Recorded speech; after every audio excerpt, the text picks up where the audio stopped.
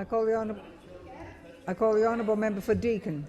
Thanks very much, Madam Speaker. My question's to the Minister for Justice. Will the minister advise the House what steps the government is taking to tackle violent extremism in Australia? I call the honourable Minister for Justice. Thank you, Madam Speaker, and can I thank the member for Deakin for that question and acknowledge the hard work that he does in his electorate.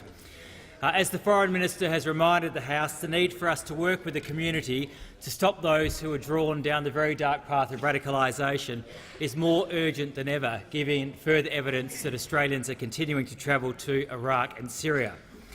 We know that more than 100 Australians are already involving themselves directly in those conflicts, despite the repeated warning to this government that it is illegal to do so. The reason our warnings cannot be clearer is highlighted by the fact that almost 30 Australians have already been killed fighting in Syria and Iraq. And the examples we have about people who are drawn to those conflicts show us that there is no single personality type, culture, or, as the Foreign Minister has said, even gender that is vulnerable to radicalisation. As a community, we need to start recognising that there is signs of people who are moving down this dark path of radicalisation or are being tempted by terrorist propaganda.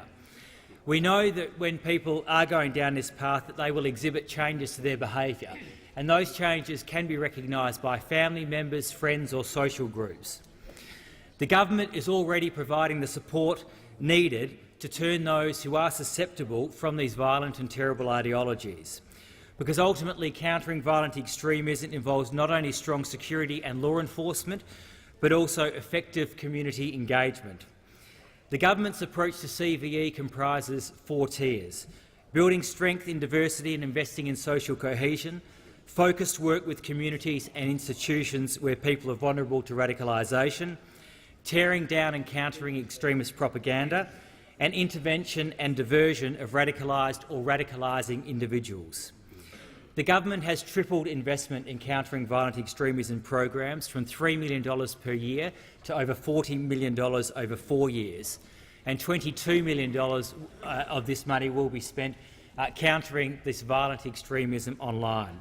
And as we know, despite the medieval nature of Daesh and the barbarity of that organisation, they are very effective at using modern technologies to groom people in the same way that pedophiles groom people online.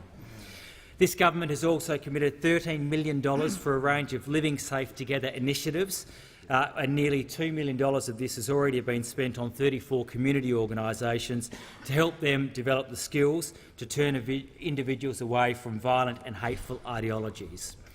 We've also spent $2 million delivering, in partnership with our state and territory colleagues, programs from the Australian and New Zealand Counter-Terrorism Committee.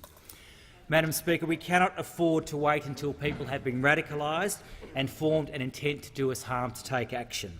We will relentlessly prosecute those who might seek to do the community harm, but will also continue to work with the community to stop people from falling victim to these violent ideologies.